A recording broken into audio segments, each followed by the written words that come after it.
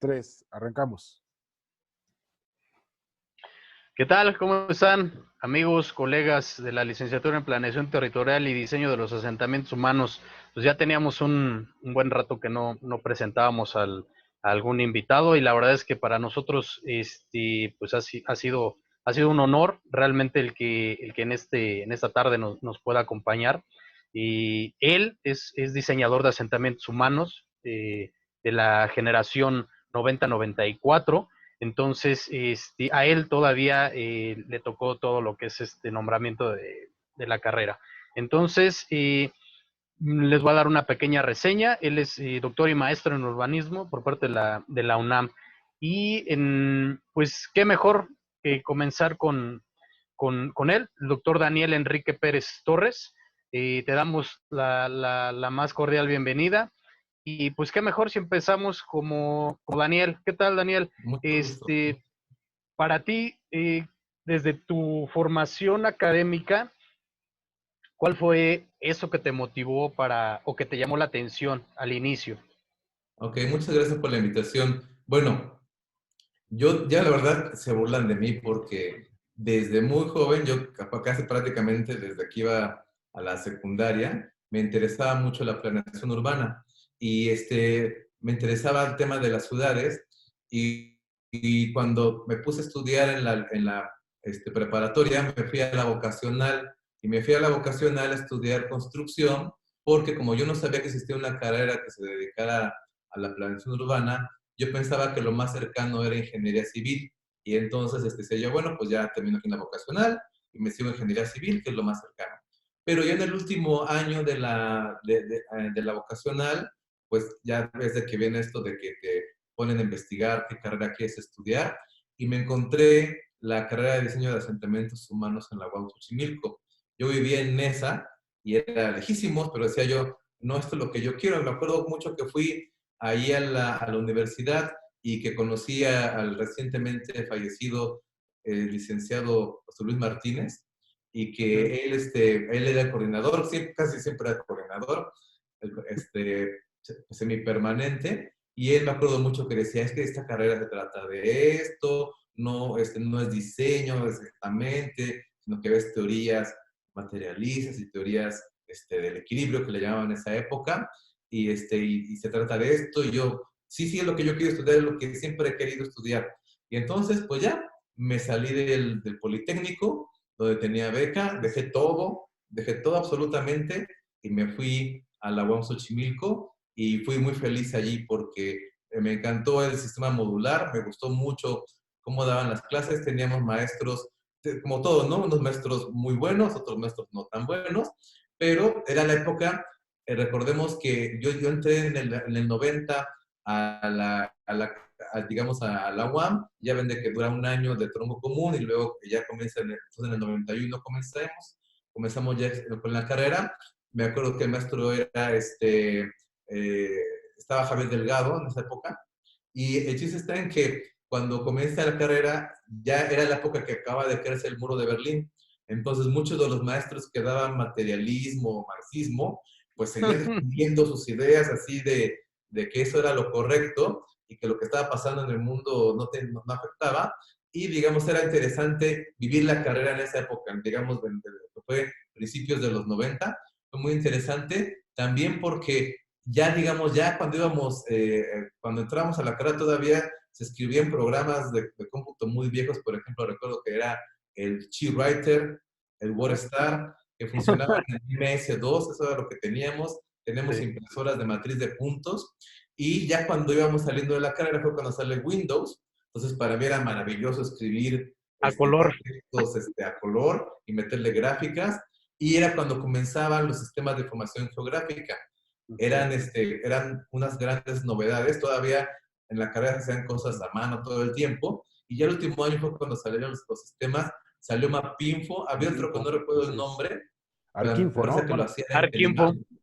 Y entonces, por ejemplo, muchos de mis compañeros, su servicio social era que se iban a cerrar polígonos, porque el CINCE del INEGI no traía los polígonos, no eran puras líneas, y mis compañeros se metían a AutoCAD, estaba cerrando las manzanas para que pudieran asociar la información. Entonces, digamos, era una época, lo pongo un poco de contexto, en los Ujú. 90, donde, por ejemplo, yo cuando salí prácticamente, yo no supe, yo hasta el día de hoy, yo no sé nada de sistemas de información geográfica, no los he utilizado, pero era, digamos, una época muy interesante de muchos cambios y pues me encantó, la carrera me gustó mucho porque pues veíamos cosas de geografía, de economía, de estadística, de estas discusiones de economía política, digamos, los maestros que más te dan cosas de diseño específicamente. Entonces era muy variado y a mí se me hacía muy, muy interesante y siempre he estado muy contento y yo creo que la UAM y la carrera son de las mejores oportunidades que pueden tener y que deberían de aprovechar por los alumnos que ahorita estén allí. Exacto. Oye, Pues Daniel, mira, también Daniel, presento, compadre, déjame te presento, por favor, Iván gracias. Cervantes, mi compadre, ya después de 10 minutos, pero mi compadre Iván Cervantes, estamos juntos en este proyecto y pues, compadre, te doy la palabra, por favor. ¿Qué tal? Gracias. Buenas tardes a todos. Gracias por estar aquí. Y bueno, gracias, Daniel, por estar por acá con nosotros. Mira, comentaste algo muy, muy, muy interesante. Me llamó la atención. Vienes de una visión y de un enfoque que te formaron a partir pues, del Politécnico, por así decirlo, ¿no? Es un enfoque totalmente distinto, cuadrado, muchos dicen, ¿no? Pero ahí me gustaría saber si tú exploraste en el tema de dentro del Politécnico, si había carreras similares a esta, que es diseño de asentamientos humanos, o algo que se aproximara a ello y que dijeras, no, esto no me interesa porque lo que estoy buscando es esto que está acá en la UAM. ¿Sí, sí, Sí, sí tuviste ese proceso? sí, sí, busqué y sí, la verdad, me di cuenta, lo que pasaba conmigo es que en el Politécnico sí son muy cuadrados, estaba en físico-matemáticas, o sea, era muy fuerte la carga de matemáticas y digamos, ya cuando veo la parte de ingeniería, lo que me daba cuenta es de que por lo que iba yo a aprender eran cosas otra vez mucho de materiales, de estructuras, de cálculos, y realmente cuando vi la carrera en la UAM dije, eso no me interesa esta parte más social, económica, más, digamos, de ver las cosas de una manera más integral. Y entonces, pues yo digamos, al 100% dije, yo me cambio de Politécnico y me voy a la UAM. Y fui, repito, muy feliz, porque en el Politécnico eran muy rígidos. O sea, en el Politécnico, si tú te querías, si estabas caminando los pasillos, te metían a tu salón, o sea, había prefectos ahí vigilándote. O sea, era una cosa así casi militar, y llegar a la UAM y estar entonces, y que los maestros dijeran, vamos a discutir, a ver, viene la lectura, discutamos lo que pasa, para mí era una cosa completamente diferente de lo que yo ya había vivido, que era algo muy, muy rígido, muy autoritario. Entonces, por eso la verdad me la pasé súper bien en la UAM, por ese, digamos, enfoque del sistema modular, y que sí, la mayoría de los maestros sí eran así, muy abiertos, no era un rollo de que dijeran, no, tenemos sistema modular, pero en la práctica no lo hicieran. La mayoría sí lo llevaban a la práctica y eso era muy, muy estimulante. Correcto. Oye, pues muy interesante esta parte. De hecho, es parte de lo que seguiría con mi inquietud. Bueno, entras acá, vas de polo a polo, ¿no? De una visión un poco más estricta, ahora sí que una condición de proceso de aprendizaje donde pues es una escuela común, donde ahí está el profesor y los demás escuchan y apuntan, ¿no?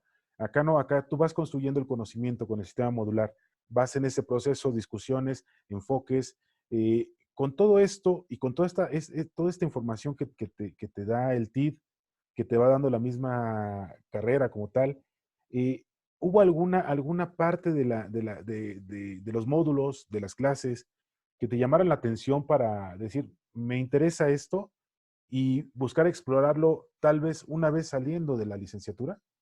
Sí, siempre lo que me gustó mucho era el tema del taller, digamos. O sea, siempre lo que me gustaba era ver cómo todas las diferentes materias se juntaban y que en taller, pues todo lo podías articular. Y yo le decía, por ejemplo, recuerdo, estaba el geógrafo José Luis Enciso, que era el que daba fotogrametría y ese tipo de cosas. Y yo le decía, oiga, maestro, es que están creando ustedes unos monstruos porque ellos sabían de su tema. Y no se por ejemplo, el geógrafo Enciso no sabía lo que nos daban los maestros que nos daban, no sé, diseño, o los que nos daban cuestiones económicas o estadísticas. Y o sea, a mí se me hacía muy, muy impresionante de que nos dieran tantos conocimientos y era el taller el momento en el cual nosotros podíamos entrar. Entonces, realmente lo que me interesó, para contestar tu pregunta, era coordinar equipos, que fue, digamos, desde el principio lo que a mí me interesaba, así como, o sea, a lo mejor yo no soy economista, pero puedo tener un diálogo con un economista. No soy geógrafo, pero puedo entender el lenguaje de los geógrafos y los temas que tratan, y así por el estilo. Eso era, digamos, eso fue de las cosas que más me interesaban de la carrera y luego también ya cuando lo comencé a ejercer en la práctica. Perfecto, Daniel. Pues mira, realmente yo creo que es un común denominador entre las personas y nuestros invitados que hemos tenido, en donde precisamente este sistema modular, esta forma de generar conocimiento, como dice mi compadre Iván, y pues nosotros lo hemos visto como un plus, en donde ya trasladado a la experiencia laboral, la verdad es que ha sido fundamental, ¿no? El poder gestionar, el poder generar equipos de trabajo que vayan dirigidos justamente a los objetivos que nosotros vamos marcando. Y nosotros dentro de esta experiencia ya laboral, pues lo hemos visto como algo favorable, ¿no? Y que lo van formando desde el inicio, ¿no? O sea, desde el inicio vas conviviendo desde el principio es con médicos, con economistas y bueno, con todos, ¿no? Entonces son muchas diferentes formas de ver las cosas. Entonces, cuando vamos seccionando y ya nos vamos enfocando, realmente empezamos a desarrollar esta habilidad de poder trabajar en equipo, llegar a cumplir nuestros objetivos, todo esto, ¿no? Entonces, ya enfocándonos directamente ahorita al siguiente paso, que ya fuera el aspecto laboral, cuéntanos un poco, Daniel, cómo fue tu primera o de tus primeras experiencias laborales ya después de haber salido de la... Sí, bueno, terminando la carrera tuve dos trabajos, tenía dos chambas. Por un lado tenía el trabajo de ayudarle en la coordinación al arquitecto José Luis Cortés Delgado, el cual es un arquitecto que recientemente fue presidente del Colegio de Arquitectos y que siempre estaba él, digamos, en la parte así como de las élites de arquitectura. Digamos, él le hacía eventos para Calatrava y cosas así. Entonces yo lo apoyaba en la coordinación y luego en algunas consultorías con respecto a cosas turísticas en Oaxaca, lo cual era para mí maravilloso porque era conocer los valles centrales de Oaxaca y hacer propuestas turísticas. Entonces, yo trabajaba con él en esa parte, digamos, de consultoría. Y en paralelo trabajaba yo también con el doctor Daniel Yernó, el cual era investigador ahí en la UAM Xochimilco y estaba haciendo unos trabajos sobre cuestiones de movimiento urbano popular, etcétera. Y entonces, pues tenía yo de esos dos trabajos que eran totalmente, diametralmente opuestos. O sea, en un caso era hacer fichas, era ser muy metódico con el doctor Yernó, y con el arquitecto José Luis era estar haciendo chambas ya, digamos, muy práctica. Y eso a mí me ayudó mucho porque digamos, fue lo que traté de tener y lo que trato de tener en mi carrera. Traté de tener una práctica que esté basada lo más posible en cuestiones, digamos, teóricas o académicas, pero y también, digamos, pero que también el ejercicio académico esté basado en cosas prácticas. Entonces, esos fueron mis primeros dos trabajos. Después de eso que fue un par de años, entré por unos meses por José Luis Cortés a Estudios Metropolitanos, que estaban terminando el Programa General de Desarrollo Urbano de la Ciudad de México, y ahí me tocó hacer un capitulito, y de allí conocí al arquitecto Roberto Ebenschutz, y de allí ya cuando estábamos terminando me dijo, oye, yo sé que José Luis se va a ir a Japón un año, ¿tú qué vas a hacer? Y le dije yo, pues, lo que usted me diga, dígame, invíteme. Y él me contactó con un arquitecto que se llama Guillermo Bistraín a una consultoría, y la buena suerte es que la consultoría la habían contratado para hacer un programa delegacional de desarrollo urbano que era el de Tláhuac. Y en ese momento, digamos, que pues ya pasé del general a uno delegacional, y a partir de allí, digamos, ya comencé a trabajar en ese despacho. Al mismo tiempo comencé a hacer mi maestría, entonces en el despacho pues iba unas horas y el demás tiempo iba yo a la maestría. Y ya digamos, elegí en la UNAM, y me di cuenta que realmente la maestría en la UNAM era más o menos lo mismo que habíamos visto en la carrera, con enfoques diferentes, pero sí, entre otras cosas, enfoques mucho más rígidos, otra vez, volver un poco, no tan extremo como en el Politécnico, pero sí a un esquema de las clases de los maestros, hacerles caso a lo que te dicen, muy poco a cuestión de discusiones, etcétera, Pero bueno, entonces ya ahí estuve en la maestría y luego en el año 2000 o 99, el arquitecto Everson me invitó, ya era secretario de Desarrollo Urbano de la Ciudad de México, a ser asesor con él, a estar de asesor. Durante un año estuve allí en la Comisión Metropolitana de Asentamientos Humanos y mi paso por el gobierno no fue muy agradable. Yo digo que cuando cada quien depende de sus intereses y sus virtudes y sus defectos, pero a mí particularmente en el gobierno no me gustó estar porque siempre era como avanzas 2 pasos y luego te regresas 3. O sea, había, digamos, mi jefe era el arquitecto José Luis, perdón, Juan Felipe Ordóñez, y digamos, era el coordinador de asesores, y el tema era de que decíamos, es que vamos a hacer esto, ok, avanzamos por allí, y luego, no, es que, ¿saben qué pasó esto? Entonces vamos a hacerlo mejor de esta otra manera. Y era así todo el tiempo. Entonces, para mí era muy desgastante trabajar así. No me gustó mucho estar en el gobierno, y pues terminando el gobierno me regresé al despacho que estaba yo antes, y ahí pues seguí trabajando. Particularmente lo que nos pasó fue de que comenzamos a tener mucho trabajo en Fonatur. Entré al mundo del turismo otra vez, en hacer estudios que le llaman proyectos de desarrollo urbano turístico, y comencé a hacer en el 2001-2002 en San Miguel de Allende, y de ahí nos seguimos a hacer muchos estudios. Hicimos la ruta Don Vasco, hicimos estudios en muchas partes del país de tipo turístico para Fonatur, y digamos, eso fue muchos años de trabajo ahí en el despacho. Hasta que en el 2014 formé yo ya mi despacho yo personalmente, y en ese despacho, digamos, porque tenemos 6 años trabajando, y ahí, digamos, seguimos trabajando para Fonatur, haciendo planes de desarrollo urbano, y trabajamos ahorita en este año para SEDATU, y hemos trabajado para otras instituciones como SEDUBI, etcétera. Entonces ha sido, digamos, ha sido difícil porque formar una empresa no es cualquier cosa, es tomar decisiones, es hacer actas de creación de la empresa, hacer muchos trámites con Hacienda. Es muy complicado, pero también es algo que es muy satisfactorio darle empleo a colegas, a personas que se dedican a estos temas, y, digamos, estar tratando de influir en las decisiones, en las cosas que hacen las diferentes instituciones. Y trabajamos también para el sector privado. Hemos hecho también varios estudios, sobre todo estudios de impacto urbano y de otro tipo también similares para el sector privado. Y, digamos, ahorita es lo que hemos estado haciendo. Entonces, digamos, eso desde el punto de vista profesional y académicamente. Desde hace también varios años, como desde 2005, doy clases a nivel posgrado. Di clases en la Universidad Autónoma del Estado de Morelos, perdón, al principio, como hasta el 2007, 2008. Luego he estado dando clases en la UNAM, donde ahorita soy profesor investigador de medio tiempo, y también doy clases en la Ibero, en la maestría de proyectos para el desarrollo urbano, y en la UNAM en la maestría en urbanismo. Entonces, ando muy ocupado, pero sigo con esto mismo que les comentaba, ¿no? Esta cuestión como de tener los dos mundos, el mundo profesional y el mundo académico, y no soltarme de eso, porque eso es lo que me alimenta, digamos. O sea, tener siempre estar actualizado académicamente y profesionalmente es algo para mí muy importante. Es interesante tu forma de irte desenvolviendo y desarrollando de manera profesional. ¿Por qué lo digo?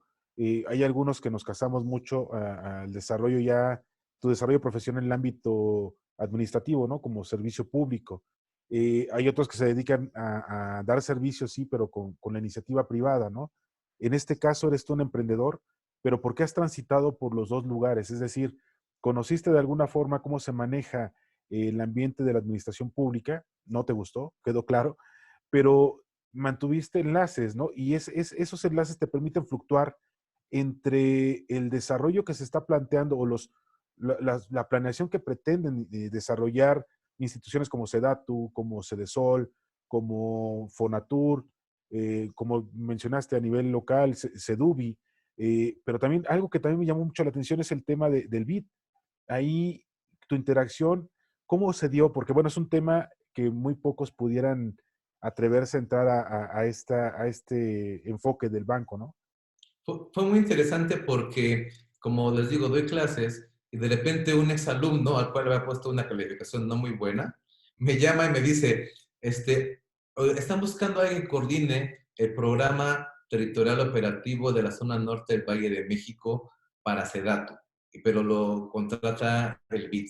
¿Le interesa hacerlo? Le digo, claro que sí. Entonces me contacté con el entonces director general de Coordinación Metropolitana o Desarrollo Metropolitano, no sé cómo se llama el puesto, pero el doctor Daniel Fajardo, que ahorita es subsecretario en SEDATU, y me presenté con él y yo le dije, y perdón, a lo mejor cosas que no tendría que decir, pero digo, yo no estoy de acuerdo en el proyecto de Santa Lucía, pero si la idea es que haya un proyecto de ordenamiento territorial y de, digamos, de tener acciones alrededor, yo estoy 100% dispuesto a entrarle a eso.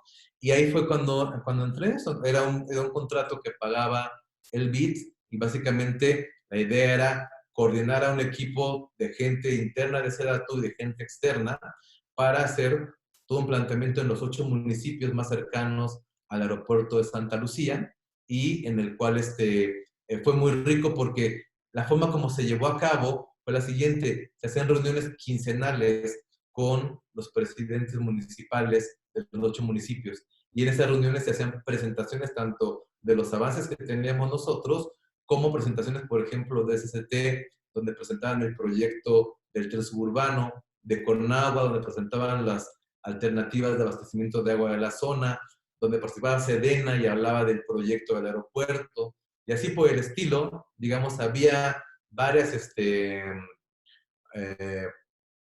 varios, digamos, tipos de reuniones, y estuvo muy, muy interesante porque entonces los presidentes municipales y sus directores de desarrollo urbano y de obras participaban todo el tiempo dándonos retroalimentación, y esto pues, nos permitió construir un programa que no era un programa solamente que fuera redactado ahí por los técnicos, sino que surgía de talleres y de trabajo directamente con estos funcionarios, tanto de nivel federal como de nivel del Estado de México, de Hidalgo, y también de los municipios que participaban. Entonces, fue un trabajo muy interesante y eso fue lo que hicimos para el BID. Entonces, y ese trabajo fue para mí también, digamos, una cierta carta de entrada con la nueva administración en SEDATU para poder entrar, digamos, a estos temas, y fue para mí una experiencia muy, muy interesante. Y ahorita, digamos, este programa es la base de la actualización de los planes municipales de desarrollo urbano de la zona. Ahorita se están actualizando en este momento los de estos 8 municipios y están, digamos, recibieron varios de ellos recursos de la federación, y los lineamientos que establecimos en el programa territorial operativo los están retomando ellos. Particularmente son lineamientos se establecieron áreas urbanizables y no urbanizables, se establecieron ciertas zonas donde se tiene que promover el desarrollo orientado al transporte, se está promoviendo de que los cambios de uso de suelo de zonas agrícolas ahora urbanas, hay algún tipo de pago por parte de los beneficiarios de ese cambio, o igual también por los que tienen beneficios por obras públicas como carreteras o infraestructura, etcétera. Entonces, esos lineamientos se están retomando ahorita por los planes, y ahorita parte también de lo que está haciendo hasta el día de hoy, que estamos también participando, es poder verificar que los municipios en sus planes están retomando lo que el programa territorial operativo planteó. Sí, de hecho, SEDATU está implementando, está impulsando esta parte de actualizar los instrumentos de ordenamiento territorial, ¿no? De hecho, es parte del plan que se está trazando como política del gobierno actual. Y bueno, creo que ahí es donde se empieza a tejer y a tener sentido este tipo de relaciones personales que en algún momento llegaste a tener y que ahorita, pues bueno, pudieran ser el preámbulo para poder seguir desarrollándote ya no en la institución, pero sí como asesor o en este caso como iniciativa privada en la elaboración de los mismos, ¿no? Así es, digamos que básicamente lo que ha pasado digamos, en mi experiencia es muy, muy pocos trabajos los hemos tenido por cuestiones de amistad. La mayoría han surgido porque, bueno, llegas tú ahí a trabajar y te ven y ven que trabajas bien. Eso es muy importante. O sea, digamos, nosotros lo que siempre hacemos es dar un pequeño plus. Por ejemplo, en la empresa que estaba yo antes, cuando decía, no, es que saben que hay que hacer un render más o hay que hacer una reunión más, el que era el socio principal decía, no, no, no, no vamos a hacer eso, nosotros ya tenemos un contrato, no vamos a hacerlo. En cambio yo, mi posición siempre es, hagamos una reunión más, hagamos un render más, hagamos lo que ustedes nos pidan, porque lo que nosotros queremos es que ustedes queden conformes con el trabajo. Y digamos, si a lo mejor ya pasaron 3, 4, 5 meses de que el trabajo se terminó, y dicen, es que hay que hacer una reunión y hay que ir a tal lado, vamos a tal lado. Eso no, digamos, a mí no me limita, porque sí, para mí era muy difícil estar en un despacho en el cual hasta por las tintas había problemas. Es que tenemos una impresión y era así como de conflicto. Entonces, no, para mí, y es lo que hemos hecho nosotros siempre es, tenemos unos alcances, pero si surge en el proyecto que tenemos que hacer otras cosas adicionales, las hacemos. Y eso, digamos, nunca, siempre lo hemos hecho así, y eso es lo que nos ha dado trabajo. Por ejemplo, les decía, yo he trabajado en Fonatur desde el año 2001 al 2020. O sea, han pasado 3 o 4 administraciones y hemos seguido teniendo trabajo en Fonatur. ¿Por qué es? Porque, por ejemplo, cuando llegas a otra administración, pasa eso que dicen, oye, hay unos programas, dos programas que ustedes terminaron, y los tenemos que retomar ahora como nueva administración, así que tenemos que ir a esas zonas, hay que ir a Sinaloa, hay que ir a presentarlos, y nosotros, sí, los presentamos, y ya que los presentamos, oigan, es que tales cambios, los hacemos. No puede ser que su contrato ya acabó hace 6 meses. No importa. Nosotros seguimos trabajando. Entonces, esa es, digamos, nuestra actitud siempre en el trabajo, y es así, digamos, en cualquier cosa que nos dejan. Por ejemplo, ahorita estamos elaborando el programa de ordenamiento territorial del estado de Veracruz y de desarrollo urbano. Estamos haciendo el programa metropolitano de Poza Rica y otros programas. Y en todos, por ejemplo, ahorita con la pandemia sacamos ahora una aplicación que nos ayudaron a hacer, en la cual hacen encuestas en línea y la gente la meten en la página de Facebook, contesta preguntas y se arman digamos, los planos. Entonces, ese tipo de cosas tratamos de innovar, digamos, hacer el mejor trabajo posible, porque eso es lo que sabemos de que al final de cuentas va a hacer que se vea de que tenemos disposición de trabajar, de hacer las cosas bien, y eso no nos garantiza, pero nos da más posibilidad de tener trabajo futuro. Excelente. Pues mira, Daniel, continuando con lo que tú mencionabas con respecto a al crecimiento de las zonas, estábamos leyendo en tu semblanza lo que fue el programa parcial, ¿no? De desarrollo de la zona de Vallejo, que realmente muchas personas podríamos pensar, decir, bueno, ya dentro de esta gran megalópolis, pues este tipo de proyectos parecería que quedaran fuera, cuando al contrario es que la realidad nos pide integrarlos nuevamente, ¿no? ¿Qué nos puedes comentar de este programa parcial?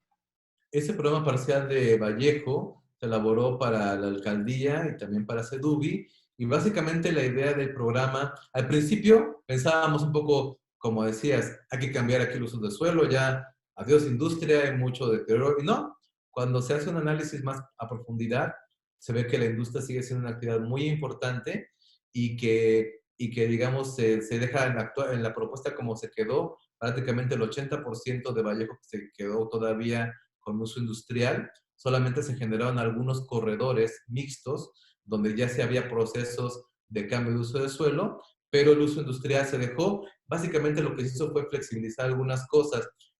Por ejemplo, en las zonas industriales no se permitía que se pudiera hacer software. La tabla de compatibilidad lo tenía prohibido. Ese tipo de cosas se cambiaron. O, por ejemplo, no se permitían oficinas asociadas a la industria, o sea, de que tú tienes una industria, pero tienes una oficina para hacer negocios o alguna venta directa. Digamos, ahora se permite esta parte comercial o de oficinas. Entonces, digamos, se buscó flexibilizar. O, por ejemplo, no están prohibidas las guarderías. Entonces, sí, bueno, unas grandes industrias, y que los trabajadores puedan tener guarderías al interior, debería ser algo no debe estar prohibido. Ese tipo de cosas fueron de las que se modificaron en el programa, pero lo más importante que se hizo fue que en las zonas de los corredores se marcaron, digamos, mínimos gratuitos de la zonificación y máximos aprovechamientos para los cuales tienes que pagar. Entonces, básicamente los corredores tienen uso de suelo HM6 gratuito, pero puedes llegar a HM12, habitacional mixto 12, pero para lo cual tienes que pagar a un fideicomiso para que esos recursos se usen para espacios públicos, para infraestructura, etcétera. pero adicionalmente para que tú puedas obtener estos números de niveles mayores, también tienes que cumplir con criterios de sustentabilidad, es decir, ahorro de agua, ahorro de energía, y también generar ciertas zonas de espacios públicos o semipúblicos, es decir, se busca de que como son predios grandes, puedan tener zonas de 5 metros al frente, que sean zonas arboladas y que permitan generar ciertos espacios, repito, públicos, semipúblicos. Entonces, este programa parcial ahorita ya pasó por todo el proceso de consulta pública. Al día de hoy ya está en el Congreso de la Ciudad de México y esperamos que pronto pueda ser aprobado, porque sería un programa, digamos, sui generis, en el sentido de que ya estaría establecido que sí, cuentas, medio como sociólogo, es una asignación social donde el gobierno asigna derechos de desarrollo y parte de esos derechos de desarrollo son de la sociedad, y por eso es justo de que los beneficiarios de esos derechos paguen por ellos para el beneficio, en este caso, de la zona de Vallejo, y lo cual, digamos, pueda generar recursos y un desarrollo también distinto, porque en la medida que hay estos usos mixtos, pueden permitir que esta zona que es totalmente en la noche abandonada y está muy sola y con Se muchos revitalice. se pueda revitalizar. Entonces, esa es la idea. Es un programa que esperamos que pronto se apruebe, y también es unas experiencias recientes que han sido muy interesantes, por ejemplo, de la consulta pública, de estar con los industriales, por un lado, que tienen ciertas formas de ver las cosas, con los desarrolladores inmobiliarios o de vivienda que tienen otra forma, con la población residente. Es muy interesante esos procesos de consulta, porque vas viendo puntos de vista muy, muy divergentes que tienes que tratar de, pues, todos hacerlos llegar a una propuesta Sí, específica. sí, de hecho es una forma bueno, en este caso has tratado de integrar todas estas formas de usos y ocupación del suelo que se tienen, ¿no? Cómo de alguna manera imprimes un cierto criterio de imagen urbana para esta área pública, y que esta área pública se revitalice, ¿no? Y que empiece a tener un poquito de mayor dinámica y vitalidad social, principalmente. Sí, en este caso, bueno, zonas industriales no son compatibles con escuelas o con jardines de niños. Sí, es cierto, pero si hacemos y generamos ciertos instrumentos de control, pudieran ser compatibles, o al menos pudieran tener una condición que les permita coexistir, ¿no? En el espacio. Suena interesante, habrá que conocer la propuesta.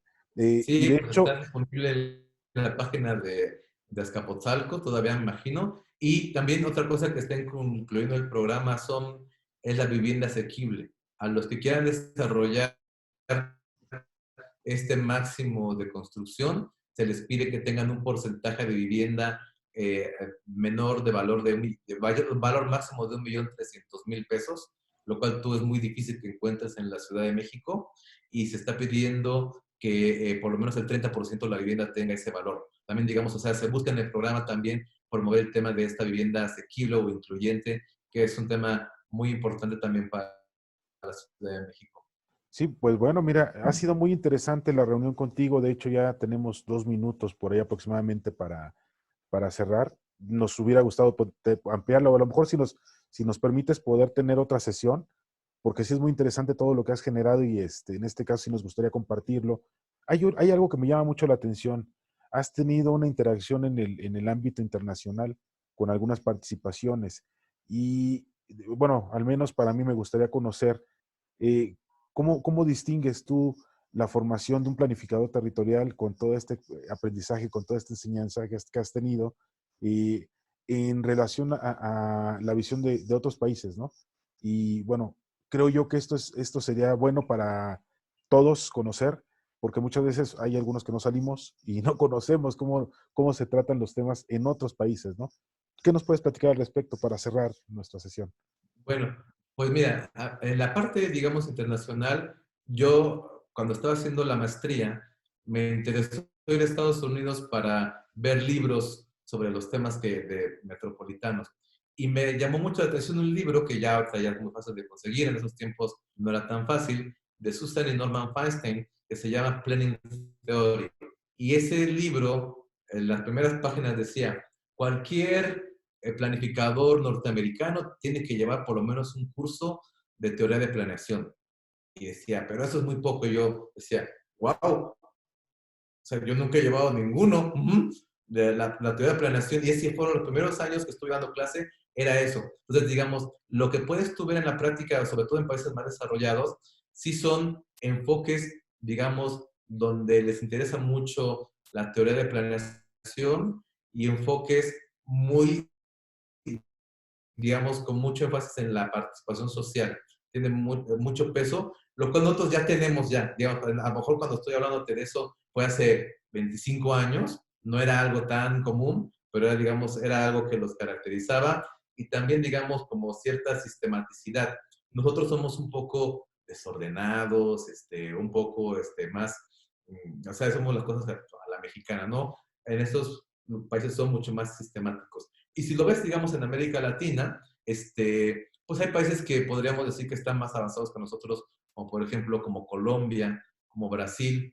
Mucho también es marketing, pero digamos, en lo que están avanzados es que le meten mucho a los instrumentos, que es otro de los temas que son de mi interés. Digamos, nosotros muchos nos quedamos a veces, por lo menos en lo que yo aprendí en la carrera y en la maestría, es, digamos, la zonificación urbana y la tabla de compatibilidad y todo esto, pero en otros países tienen estos temas de estos instrumentos, por ejemplo, como en Brasil, en la sesión onerosa de derecho de desarrollo, o el suelo creado, o las operaciones interligadas, o el reajuste parcelario.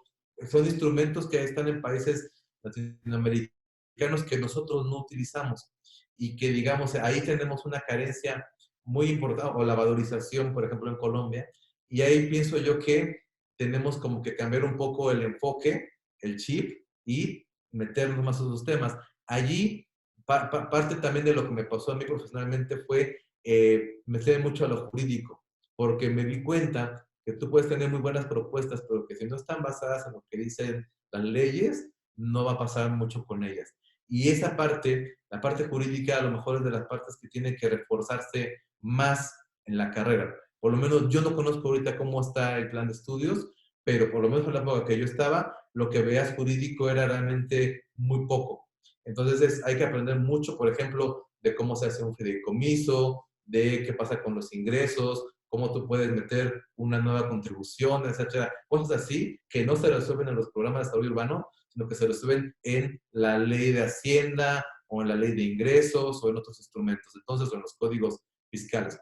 Entonces, bueno, entonces regresando de la experiencia internacional, lo que va a mostrar es eso de ver digamos, que en otros países son más sistemáticos y que en otros países son más abiertos a otros, digamos, a otros instrumentos, a no solamente estar en la zonificación, sino abordar otro tipo de instrumentos que, digamos, que permiten más flexibilidad o poder ejecutar proyectos específicos en materia de desarrollo urbano. Pero digamos, y sí, México es un país que tiene todavía mucho por delante que hacer allí. Yo creo que es el tema clave que tenemos que tener presente para un futuro. Pues Daniel, la verdad es que todo este tema es muy, muy interesante también, ¿no? El ver cómo lo están desarrollando en otros países y también, ¿no? Tomar en cuenta todo este tipo de nuevas estrategias que en aquel entonces se estaban aplicando y que obviamente pues ahorita ya se están llevando a cabo, ¿no? Entonces, y pues mira, la verdad es que este tema es muy interesante junto con todo lo que has desarrollado, tanto en tu experiencia académica, laboral, de investigación. Pues la verdad es que nos gustaría cerrar con lo que nosotros le llamamos la propuesta de valor de nuestros invitados hacia las personas que nos están viendo. ¿Cuál sería esta propuesta de valor por parte?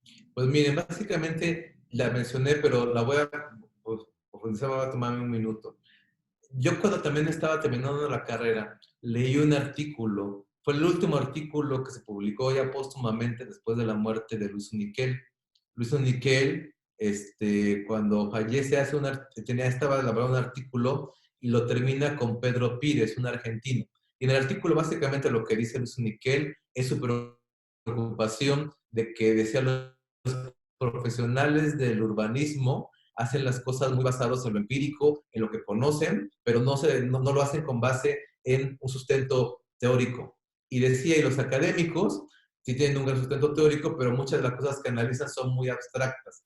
Y ambos grupos se desprecian. Los practicantes dicen, es que los académicos hablan de puras cosas ahí que nadie le interesan y que no ven que la realidad es muy compleja y que requiere tomar decisiones. Y los académicos diciendo, no, es que los practicantes de la planeación urbana toman decisiones basadas solamente en la experiencia, etc. Entonces, lo que decía Luis Uniquel era, en la medida que logremos que estos dos grupos trabajen más coordinadamente y que los académicos analicen temas de la realidad y que los profesionistas tomen en cuenta cosas teóricas para su práctica, estaremos mejor. Y eso se me quedó muy grabado, yo lo que he tratado yo de hacer en mi ejercicio profesional. Tratar de siempre actualizarme académicamente en teorías, en cosas que vayan saliendo, digamos, en diferentes tipos de lecturas, y eso reflejarlo en la práctica, en que los trabajos que hacemos profesionales tengan ese sustento, digamos, académico. Y en las clases que doy, tratar de hablar de problemas reales, de, bueno, ok, vamos a hablar de regulación urbana, a ver qué dice la ley, qué proyectos existen en la práctica reales, analicémoslos y podamos ver, digamos, qué podemos hacer, qué podemos proponer al respecto. Por ejemplo, una de las clases que doy se trata de, a ver, esto dice la normatividad del día de hoy, yo utilizando los instrumentos que existen, como polígono de actuación, sistema de actuación, sistema de transferencia, ¿qué puedo llegar a edificar aquí, pero que sea de beneficio tanto para el desarrollador como para la ciudad? Y ese es como el trabajo final.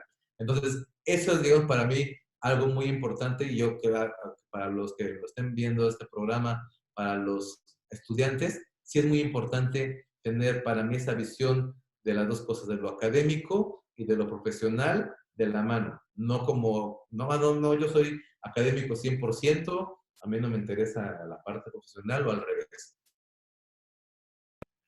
Pues Excelente, perfecto. excelente. Compadre Iván, ¿quieres comentar No, algo más? yo de hecho extendería tal vez no en esta, sino que nos dieras otro espacio para platicar un poco más, porque hay un debate ahí interesante, ¿no? El tema de, a nosotros nos han formado, hablando de la planeación o del diseño de asentamiento humano, con un enfoque donde son instrumentos, por así decirlo, ¿no? No un enfoque teórico propiamente de ello, ¿no? Entonces, sería importante conocer esa discusión que has podido empezar a tratar y distinguirla, ¿no? Distinguirla para efecto de que, bueno, pues hay posturas de este tipo que sería importante conocer, ¿no? Y difundir. Y lo que mencionas ahorita también ha sido muy importante, es decir, no todo es académico, no todo es administrativo, no todo es proyecto, por así decirlo. Hay que vincular todo esto, porque finalmente nuestra formación es integral y multidisciplinaria. Y esa integralidad y esa multidisciplinariedad se va a dar a partir de que tengamos estos enfoques entendidos, razonados, y que los podamos compatibilizar y poderlos implementar en la vida real, ¿no? Eso es un reto interesante que muchas veces algunos no desarrollan, otros sí, pero bueno, es importante estas experiencias y que los alumnos o las nuevas generaciones tomen en cuenta eso, ¿no? Tomen en cuenta que lo que aprendes en la escuela, de alguna forma ya en la vida real, te lo vas a llevar y vas a interactuar con otros más y vas a tratar de construir esto, exactamente, ese enfoque y esa visión. Pues muchas gracias, Daniel. Gracias por tu participación y te paso la palabra, José. Perfecto, pues sin más, ahora sí que por terminar este programa, te agradecemos demasiado tu atención y en este caso el que nos hayas permitido en esta plática, que el formato que nosotros manejamos pues es un formato más ligero, más de una plática entre compadres, así se llama este espacio, precisamente porque necesitamos generar este vínculo, ¿no? De amistad, de ser colegas. Entonces, pues sin más por el momento me despido. Muchas gracias, doctor Daniel Pérez Torres. Fue un honor estar con ustedes. Y Igualmente, pues gracias, sin más por el Iván. momento, nos despedimos y estamos en contacto. Muchísimas gracias. Buenas noches. Correcto, gracias, Daniel.